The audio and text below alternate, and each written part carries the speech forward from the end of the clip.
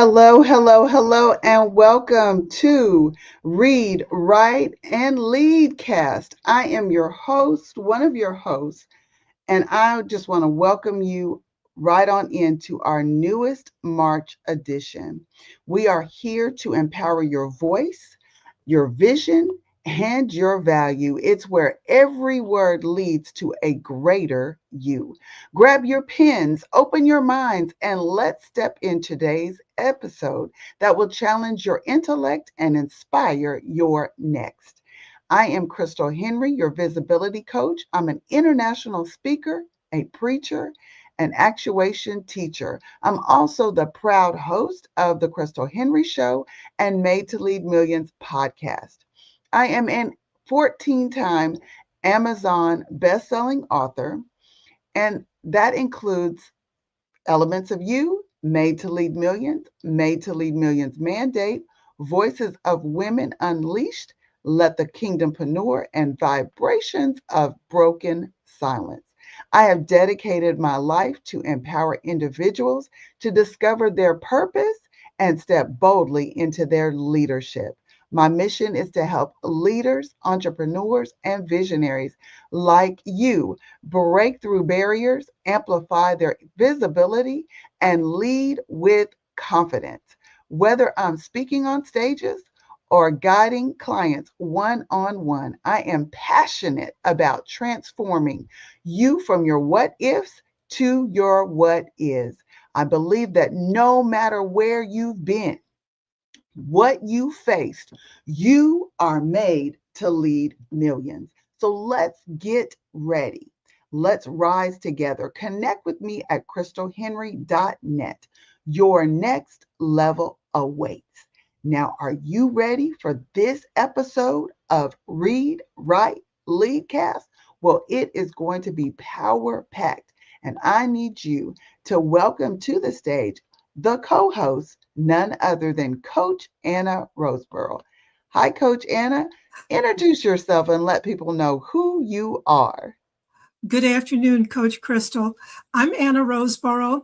I come to you as a wife and a mother, and also as a veteran educator who currently spends most of my time mentoring new writers. Today, we'll read, write, and honor women of the past and the present who have modeled behavior that inspires us today. Of course, you'll have time to write later in the program. Next slide, please.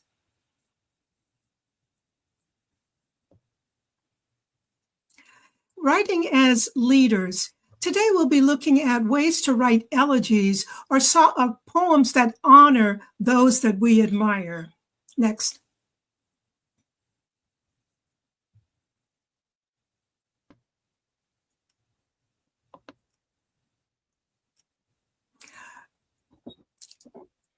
As I've said, I coach writers, call it Get Started, Get Going, and you'll have an opportunity to look at that at another time. But today, we want to we've designed a program that we understand that your goal for most leaders is to be ready to lead. And we're often inspired by persons we know or persons we've just read about. And so today we'll share with you female leaders that we've known or read about and invite you to write an elegy poem to honor a woman who has inspired you. But each month, we share with you reasons for writing expressively. And we'll share the reading today. Coach, will you read 1 and 3, and I'll read 2 and 4? Sure. Expressive writing is personal and emotional writing without regard to punctuation, verb agreement, or other technical aspects of writing. Expressive writing has been linked to improved mood, well-being, stress levels, and depressive symptoms, as well as more physical benefits of lower blood pressure, improved lung and liver functioning, just from writing. Expressive writing helps to explore and expand your thinking. But most importantly, expressive writing is a way to dump what is cluttering minds and distracting us from enjoying daily life. So today, as we look at writing about women, because this is Women's History Month, Coach and I talked last month about African American women who inspired us, and she gave us a beautiful presentation of the work that her mom has done because of her inspiration of the school that she went to that happened to be a poem that I shared about Phyllis Wheatley. Today, we want to keep going because moving forward together, women educating and inspiring generations. And as we think about this, who comes to your mind as you hear this theme? Moving forward together, women educating and inspiring generations. Today, I want to share with you a poem that I write about a woman who inspired me. And the question was, is meekness a weakness? The person in my personal past is my grandmother, Jamie, whose name I carried. The J in my name is for Jamar. And so let's listen to this poem called Fist Fighting. She had quite a temper, that Anna. Classmates and teachers couldn't stand her.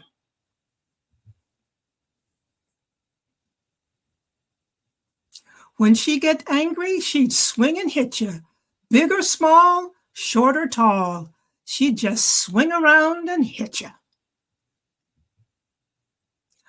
Do not fight. It is not right. Just turn the other cheek. But Grandmama, they'll tease me. I don't want to look so meek. It's not right to fight. You can run away. Meekness is strength under control, she'd say, teach and say. Run away from a fight? I'd look like a fool. Flight from a fight is not cool at school. Control yourself. It's much more pleasing, even if they keep on teasing. But Grandmama, I have got to fight. Every day they tease and taunt me, saying I'm black, but I talk so white. So I fought and was caught and expelled from school the day before graduation. Depressed and in total desperation, saw I'd not been cool.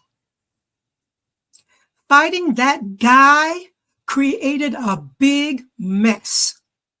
I cried in the mirror in my first new dress. I'd failed to stand up and failed to be strong. Grandmama was right all along.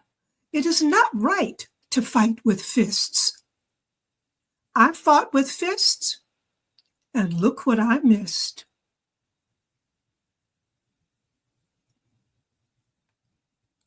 Turn the other cheek.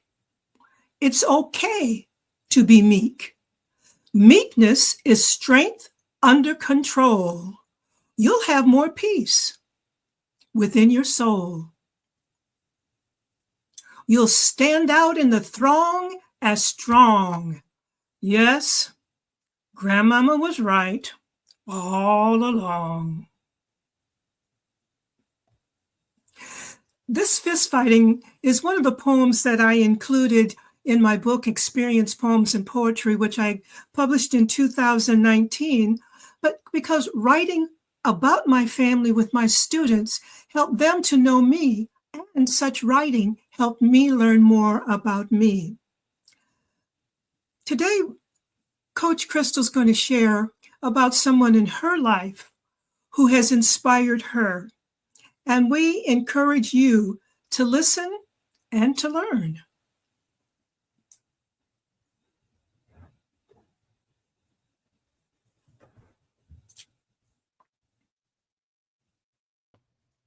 I just wanted to present today, knowing that I helped my mother create her Black history, and I created that on my YouTube channel. We did a 7 series of videos. So I just wanted to encourage those of you that are listening and watching today to gather your family's history, create your own history. It is time that we preserve our family legacy. Why our elder stories matter? Well, every family has elders. They are our living treasures. They hold our health history, our culture, our wisdom, our cherished recipes. They hold our life. They hold our past and part of our future. These stories shape who you and we are. They connect us to our roots and guide our future.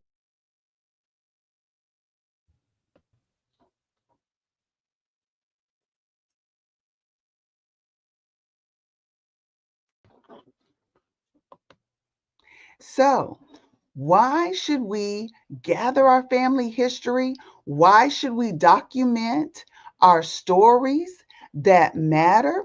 Well, we should preserve valuable knowledge. We can carry our elders' wisdom from generation to generation. We can document it. We can gather their insights before they vanish. Why do we need to get these stories? Because these stories matter. They also not only preserve our valuable knowledge, but they strengthen our family bonds. When you know and understand what your grandmother, what your grandfather, your uncles, your great great grandfather, your aunts have gone through, it will give you a greater perception of who your family really is. So it strengthens the family bond. Sharing our history creates deeper connections. Children gain identity through family narratives. And the third reason is it builds legacy. We have to know where we come from in order to know why we do some of the things we do and where we're going. Another reason with building your legacy, your story becomes a part of lasting heritage. You can be proud of the people in your family. Future generations will thank you for this gift and many more. So, how to prepare an interview. Well, one of the things, if you will read the second and the fourth prompt, and I'll read the first and the third prompt, how to prepare for an interview. We're going to interview those people that are getting up in age. And you know what? Since life is not necessarily promised to get the three score and 10, we need to sometimes check in with people that are in their 30s and their 40s and while their memory is good. So some of the ways to prepare for an interview is get create a comfortable environment. Choose a quiet space, a familiar setting. Ensure your loved one feels relaxed and valued. Prompt 2. Prompt two is prepare questions. Bring a thoughtful list. Include open ended prompts that invite your family to tell their story their way. Capture everything. Use audio, use video. They preserve authentic voices and expressions. Again, I created a video on YouTube that's out there forever. And we shouldn't have to say it, but we will respect boundaries. Follow their emotional cues. Some memories may be too difficult to share. So, the key questions: what do I ask my grandma? What do I ask my auntie? What do I ask them? Well, health history. How often do we not know our health history that comes from our parents, great grandparents, and aunts and uncles? What health conditions run in our family? How did previous generations handle the medical care? Was there anybody that was a doctor, a nurse, a dentist in your family? How would you know? What home remedies were used and have they been passed down from generation to generation? What family achievements? What are you most proud of? Did any ancestors serve in the military? What family traditions should we continue or start? And your life experiences. What was childhood like in your time, back in your day? What did you do? How did major historical events affect our family? What lessons should future generations remember? Anna, was there any time that you were surprised by somebody in your family by So, what they knew? uh, sometimes I have been, and perhaps going back to my grandmother, uh, she was a woman who was very much in tune with what the Bible said. But Mm, when there was a difference between what was taught and what was expected of her and the way that other people lived out those, she said, I did it my way because I have to respond to God for myself. And she had hair like mine, and they told her, leave it the way it is. But the mm, popular style at that time was straightened hair. And so she mhm. straightened her hair with a butcher knife Oh, heated up wow. in the fireplace.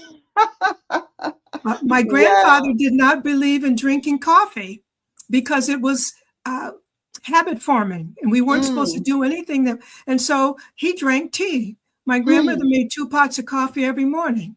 She said, Wow. "You apply, you deal with it your way. I'll deal with it in mine. We'll get along." They did for 63 years. Wow. That is So yeah, so amazing. yeah, I That is learned from her. amazing. Do it Yes. your way, but you've got to answer to God. Amen. I love that. The power of visual documentation, because not just hearing what our relatives went through, but it's a powerful thing to see their photographs, their archives. We need to digitize our old family photos. We need to see what they look like in the 1800s, if you can go back that far, or the 1900s, 1920, capturing the images of important documents and heirlooms. Get that family Bible and secure it.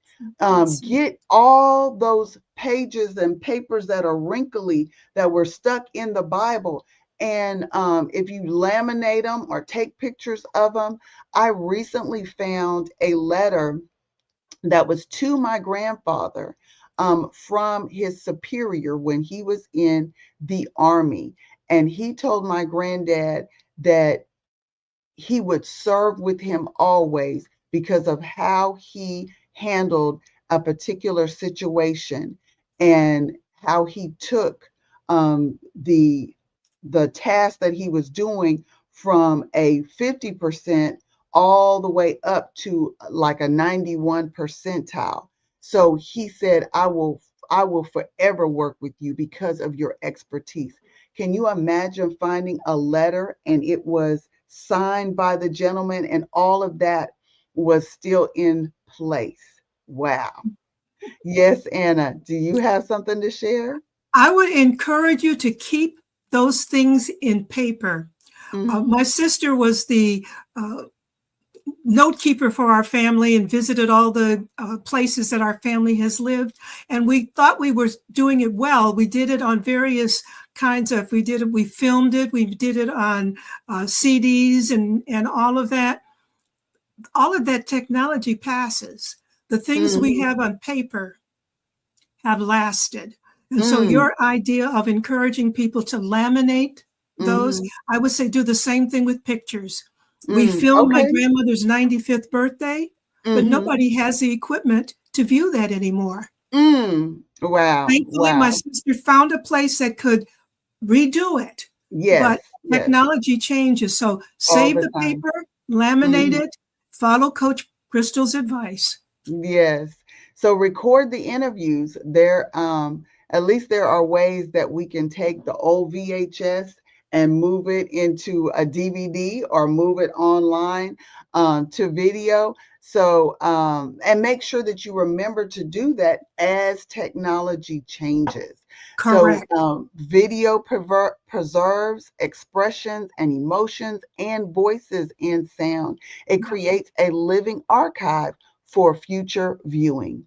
Build family trees, document relationships visually, include photos, dates, and personal stories, and then transcribe those stories.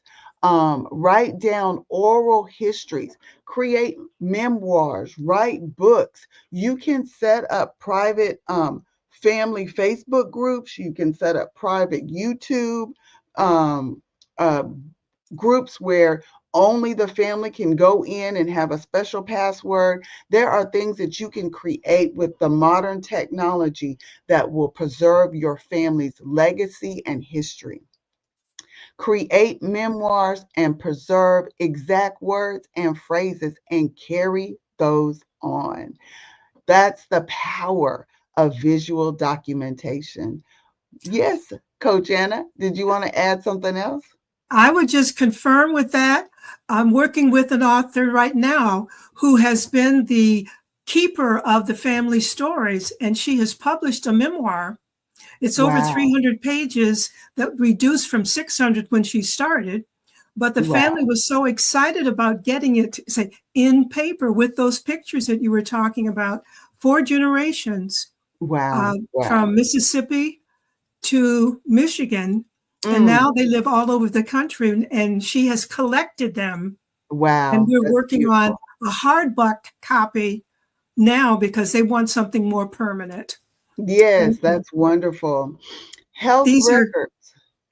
Health records, we need to preserve them because we don't know.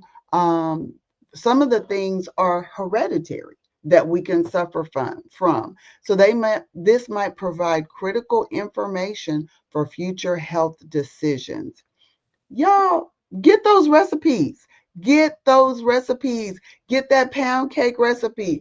Get the greens recipe. Get the sweet potato recipe. Get the dressing. Get those recipes. Those dishes tell stories of our heritage and our traditions. They preserve cultural practices through generations. And sit down and let them tell their stories of the past, their past accomplishments, the lessons that inspired them to be and to do what they are while they're telling the story. Get the historical events that go along with it. So if something happened in 1776, you know what your family did. If something happened in 1996, you know how if they were in riots or if they made a new car or a new plane, you can equate that with historical events. This will help encourage all the family. It will also help maintain not only the regular history where you can relate to it as you're learning in school. So get the historical events that gain personal meaning through first hand accounts. This is super important for our families and for history in general. So, how do we organize our family legacy? Well, not only let's do this again. Number one, we're collecting, we're gathering stories, photos, and documents. Number two, we're organizing, we're getting a timeline, we're getting the topics, we're getting each person, finding out who the mother, who the father, the kids, the long lost kids, maybe the kids that were adopted, or maybe that were adopted in or adopted out. Use digital and physical archives. Share, create books, videos, private websites. Also, add. Continue to document. Don't stop documenting. When Aunt May finishes and says, you know what, I can't write anymore, then pass it on to the next generation.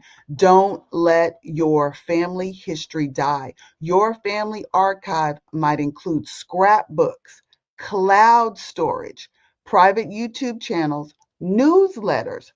Choose methods that work for your family and get everybody that is more technologically savvy, the handwriting. Just get as many ways that you can connect as a family. This is a fun activity.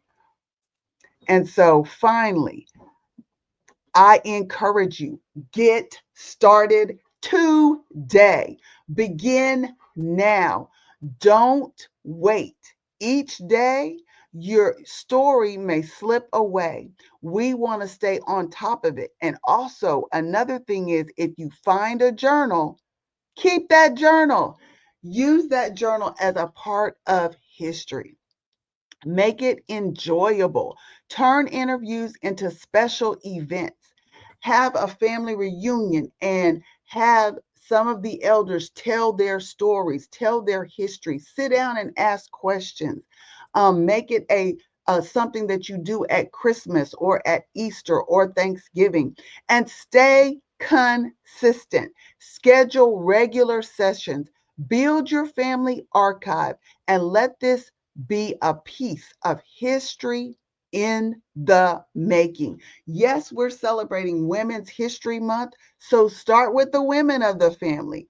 Maybe in June for Father's Day, then get the men of the family. But make sure that you know and they know that everybody in the family is important. So, back to you, Coach Anna. Let's keep going.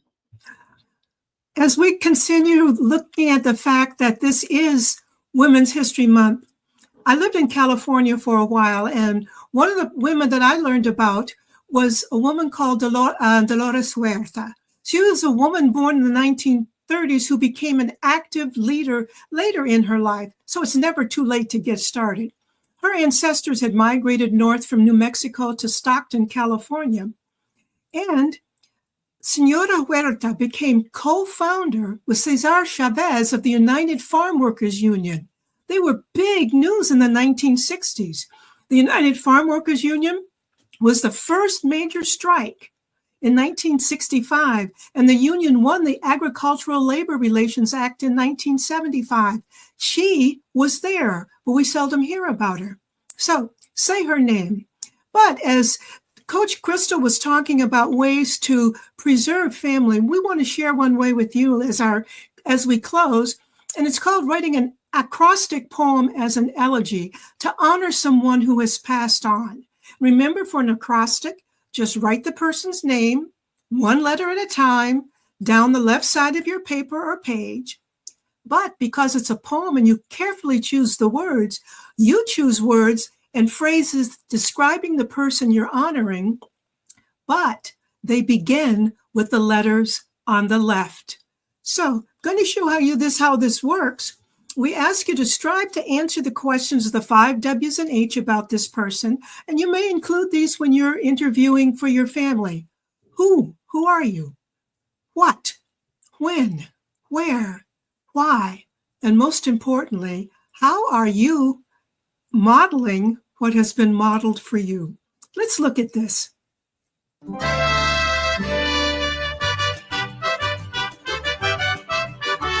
Who is the person?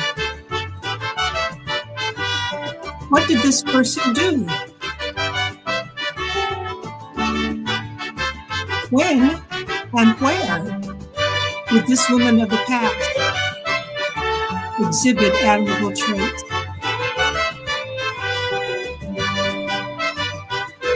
Why do you admire her? Thank you for the music.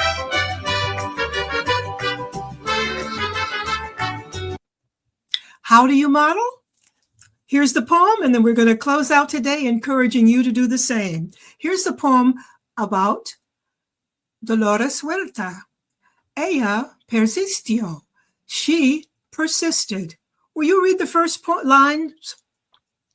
D is for devoted and determined. O, observant and optimistic. L is for labor-minded lady. O, organizing orator. R, respected and reliable. E, effervescent and emphatic. S, smart and a sold-out sister. H, heartfelt helper. U, undaunted and understanding. E, endeavored exuberantly. R, revered and reliable. T, tough and triumphant. A, acknowledged at last.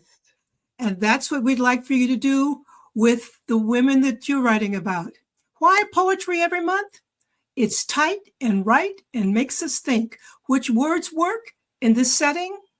We generally suggest free verse rather than rhythm and rhyme, mainly because we're tight on time.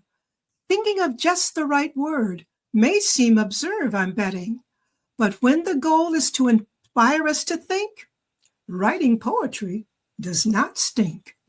Thank you. Thank you for joining us with this great episode. We are all about moving forward, and we're all about women's history. Now, you know somebody that you need to write about, and it's time for you to write.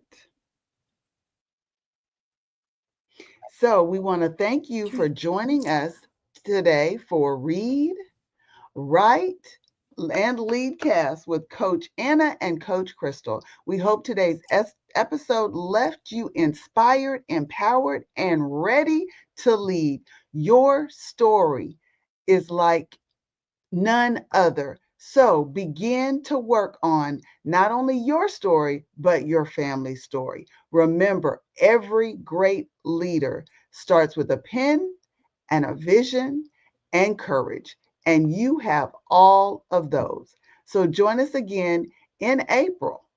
Write, write, write until we meet again. Thank you so much. Thank you. In the future, Coach Krystal and I pray that your name comes up when folks think of this theme because you have helped educate and inspire in generations to come. See you next month. Bye for now.